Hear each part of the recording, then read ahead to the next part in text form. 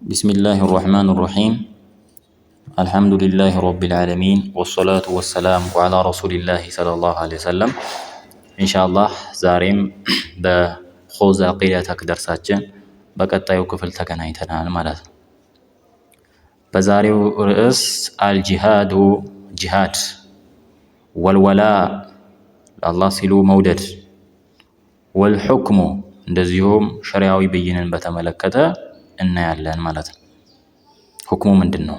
ጂሃድና ለአላህ Subhanahu Wa Ta'ala ሲሉ መውደድ መርዳት ማለት ነው።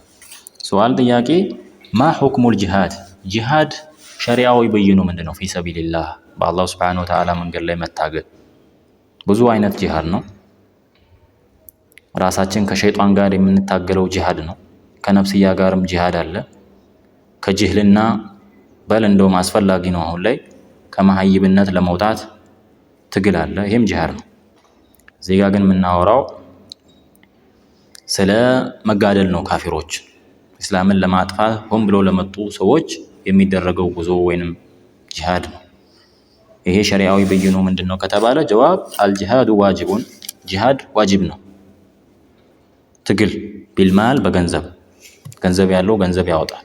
ወነፍስ ነፍሱንም ሄዶ ከፊት ለፊት መስዋዕት ይደረጋል። ወሊሳን በምላስ በግጥም ማለት ነው። ቃል አላሁ ተዓላ አላህ እንዲህ ይላል ኢንፊሩ ውጡ ኺፋፈን ወሲቃል በምቾትም ባለመመቸትም ጊዜ ወሲቃለን በሚመችም ጊዜ ውጡ በክረምትም በበጋም ማለት ነው። ወጃሂዱ ተዋጉ ቢአምዋሊኩም በገንዘቦቻችሁ ወአንፉሲኩም በነፍሶቻችሁ ፊ ሰቢልላህ በአላህ Subhanahu Wa Ta'ala መንገድ ላይ ታገሉ። በምቾትም በማይመችም ጊዜ ውጡ። ምቾት ጠብቆ መሄድ አይደለም። ወቃለ ሰለላሁ ዐለይሂ ወሰለም የአላህ መልእክተኛ ብለዋል ጃሂዱል ሙሽሪኪን ሙሽሪኮችን ተዋጉ ቢአምዋሊኩም በገንዘቦቻችሁ ወአንፉሲኩም በነፍሶቻችሁ ወአልሲነቱኩም በምላሶቻችሁ። በግጥም በጣም ትልቅ ስራ የሚሰሩ ነበሩ በምላሶቻቸው። አቡ ዳውድ የዘገበው ሐዲስ ነው። ሱአል ማ ሁወል ወላ ወላ ምንድነው? ወላ እና በራ የዲኑ ምሰሶ ነው። ወላ ማለት ምንድነው ከተባለ አልወላ ወላ ሁወ እሱ አልሁቡ መውደድ ነው። ወንኑስር መርዳት ነው።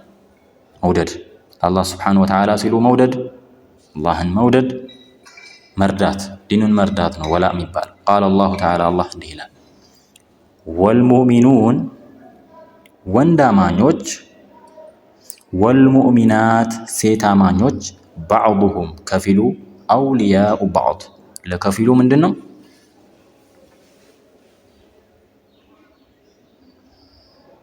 ወዳጅ ነው አውሊያ ነው። ስለዚህ ሙእሚን እርስ በርሱ መዋደድ አለበት። ግልጽ ነው። ልንዋደድ ይገባል ማለት ነው። ዝም ብለን ያለ ምክንያት ሙስሊምን መጥላት የለም። ስለዚህ ወላ ማለት የአላህን Subhanahu Wa Ta'ala ወዳጆችን መውደድ ነው። ለአላህ ሲሉ መውደድ ነው። ዲንን መርዳት ነው። ወቃለ ሰለላሁ ዐለይሂ ወሰለም የአላህ መልእክተኛ ምን አሉ? አልሙእሚኑ ሊልሙእሚኒ ሙእሚን ለሙእሚን ከልቡንያን እንደ ግንብ ነው። የሹዱ ያጠናክረዋል ባዕዱሁ ባዕዳን ከፊሉ ከፊሉን ያጠናክረዋል። ግንብ አራቱም አንድ ላይ ሲጣመሩ ነው ጠንካራ የሆኑት እና ሙእሚን ልክ እንደ ግንብ ነው። ከፊሉ ከፊሉን ያጠናክራል። ረዋሁ ሙስሊም ዘግበውታል። ሱአል ሀል ተጁዙ ይፈቀዳልን መዋላቱል ኩፋር ከሃዲያንን መወዳጀት ወዳጅ አድርጎ መያዝ ወኑስረቲሂም እነሱን መርዳት ከከሃዲያን ጋር መወዳጀት ለከሃዲያን መርዳት ከሃዲያንን ማገዝ ዲናቸውን ማድመቅ ይቻላል? ላ ተጁዝ አይፈቀድም መዋላቱል ኩፋር ከሃዲያንን መወዳጀት ወኑስረቱሁም እነሱን መርዳት በጦርነት ማገዝ ዲናቸውን እንዲያሸበርቁ በዓላቸውን ማድመቅ አይቻልም። ቃለ አላሁ ተዓላ አላህ እንዲህ ይላል ወመን